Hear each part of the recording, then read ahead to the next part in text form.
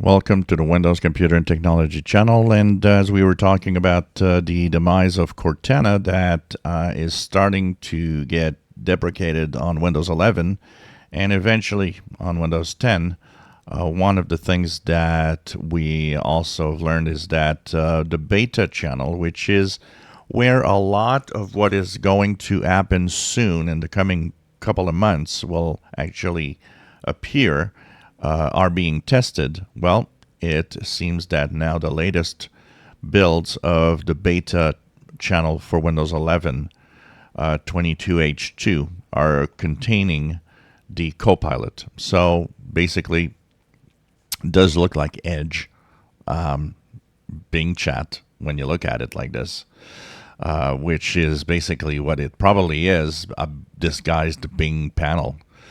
And so that actually tells us a little more about when all of this is going to happen.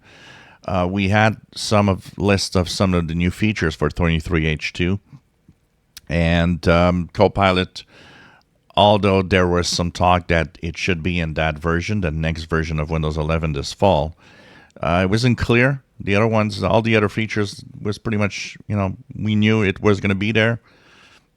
But Copilot wasn't like 100%, but now it seems that it will be, as it's being tested officially in the beta channel now.